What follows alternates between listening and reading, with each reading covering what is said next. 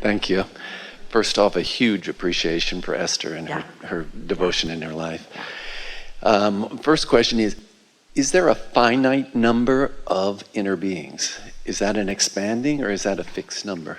No, it's not finite, it's infinite. So there's new inner beings being created all the time? When you look at it this way, when you think a thought, that thought then thinks. If you're talking about vibrations, then new happening all the time. Now, law of attraction is gathering those vibrations of sameness together. And that's when you begin defining consciousnesses. So as you focus upon the consciousness of you here in this physical body, it sort of makes you want to identify those kinds of consciousnesses in non-physical. And we don't exist separate in non-physical like you think you do in physical. It's a stream of consciousness. Well, when you think about it, even in your physical body, you can focus broadly or narrowly. You can focus specifically or generally. So even the consciousness that you know as you is not this in a box finite consciousness. You're moving around too. It's just that you take your physicality and you want to encapsulate that consciousness in that physical body. And in the non-physical, we don't have those physical bodies that encapsulate us. So sometimes we are a bigger cluster, sometimes we are a smaller cluster. It just depends upon who's asking and what law of attraction is brought together. There's a huge cluster of non-physical energy playing with you all today. Can you feel it? Thought has gone far beyond what it has gone before in this form. All kinds of new things you have extracted from this soup. Yeah. So I'll have to re-listen to that because I'm not sure. It's unsettling because it's not normal. It's not your normal way of looking at it. This may help you. So in the beginning, those like you asked Abraham who we were. And we explained that we were a group of teachers. How many of you? Such a human question. So we said, about 100, just to shut them up. No, just to satisfy the question in the moment, because it was more of a frivolous question, and about 100, but it's really infinite. It's whatever the group that's gathered has the potential of summoning. This non-physical group is as big as your attraction power, which means it's as big as what you've asked for. So you could say that we are as big as the total of all your vortices. That would be one way of saying it. It's as big as of all that you've asked for, but you can't separate yourself from one another. So now let's just talk about mass consciousness. And now let's just talk about the mass consciousness of non-physical. And then let's acknowledge that we are all in this together. And the less that you try to define that, pigeonhole and catalog, and the more you let the energy flow. So you think of the consciousness as fuel and flow and knowledge and knowing and love, rather than the manifestations of that. And you let yourself be the manifestations. Oh, don't you love being the manifestations of all of that? Don't you love being out here on the leading edge? You are the culmination of all of that. Don't you love that? Absolutely. Yeah. And you've said that our inner beings are multifaceted and that only a small part is in our physical bodies has come. Your inner being has a lot going on. That's the question. So since we're only a small part here, is it possible that we're in two different beings at the same time? You're clusters. You're in a lot of views. And when you meet up with each other, when you meet up with you call them different things, soulmates, twin flames, when you meet up with those other extensions of your inner being or your inner being cluster, there's always a lot of emotion. Sometimes they're your best friend and often they're your worst friend. Oh, your best friends just stir you in such ways. Ooh, they infuriate you. They call you away from your inner being, which just makes you come to know you have one. They're so rotten, they make you finally give up. There's so much benefit to those rascals who will not conform and stand on their head to be the conditions that you need to feel good. That was big.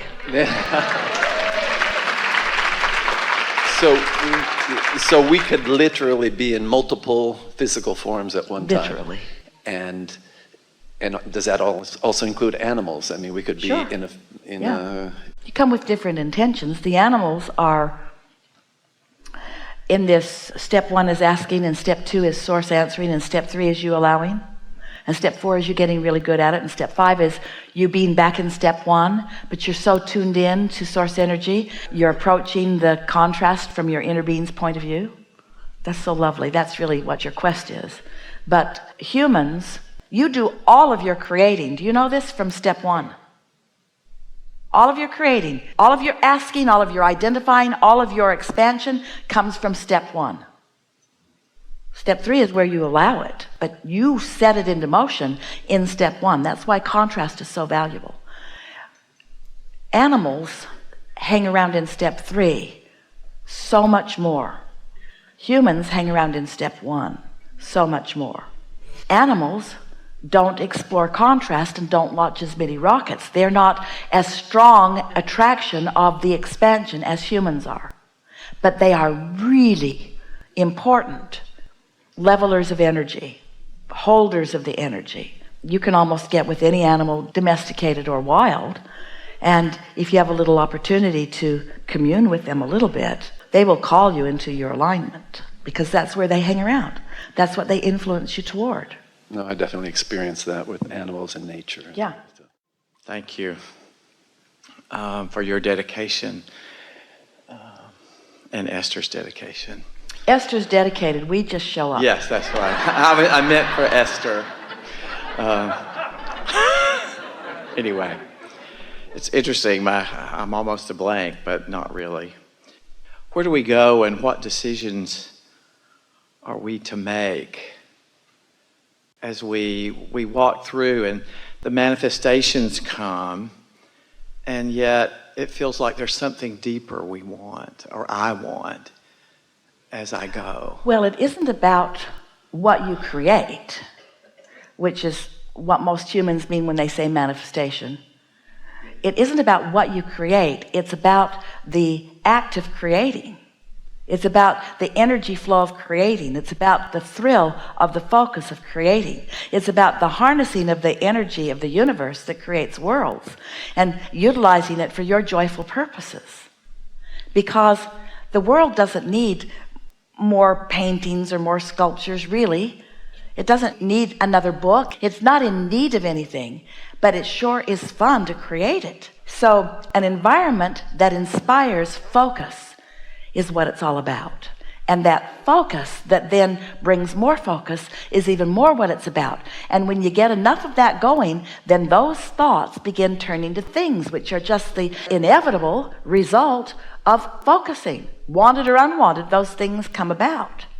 So when you get a handle on it, people say things that they come to feel are a little bit trite or frivolous when they say the joy is in the journey. And so many people have said the joy is in the journey that doesn't even have much of an impact for you anymore. But it really is the joyful journey that you came for. And the thing that we want you to remember is that that journey never ends.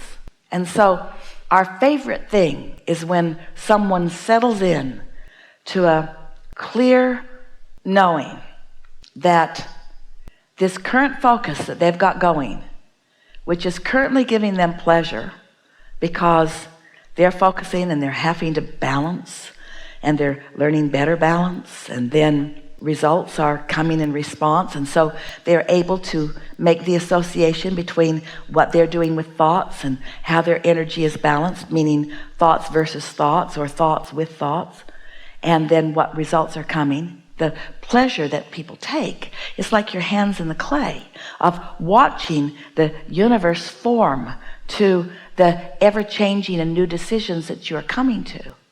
You are source energy in physical bodies. You are the creator. You are the creators. You are a creative arm of what you want to call the creator, but the creator wants to call you the creator. That what you want to call the creator wants to call you the creator, because without you deciding and discerning and finding the alignment. So now what the conversation is really about is you're doing that all the time, but how much of it are you doing deliberately? Because you can't help but add to the universe just by being and observing and knee-jerking around. You're launching rockets of desires all day, every day. And future generations will live the benefit of the things that you've requested. But when you get this whole picture in your mind, so you are in the moment discovering some new desire. In other words, instead of living and contrast showing you that you want something and you immediately taking the hit, I want this thing I don't have, you'll reach the place where you will savor the birthing of a new, not yet manifested desire. Because it reaches the place where the manifestation is not the main event. The alignment, the clarity, the new focus, the energy flowing through you, the feeling of empowerment and upliftment. And then, it's going to manifest. You're going to say yippee for a minute. It's going to manifest, and it's going to stand as the evidence of the alignment that you found. But it's thoughts turning to things that you're about, not wanting things that you need thoughts to make the things. It's the experience of thoughts turning to things. It's thoughts turning. It's not the things. But if you didn't want the things, then you wouldn't focus and the thoughts wouldn't turn. Does that make sense? It's like everything you live every day. It's like the enjoyment of good company for no good reason. You're not forming an army. You're not going to go tear down a wall. You're just together for the joy of being together, for the opportunity that you've struck a vibration with your inner being, and others maybe in the gathering have struck alignment with their inner being, and now you all have access to all of that you didn't have before you gathered. Ooh, that puts inner being in a different light, doesn't it? Now, because you hooked up with your inner being, who's hooked up with all the other beings, other inner beings, now you have access to all that the other inner beings are about through your inner being. You don't think that's fun?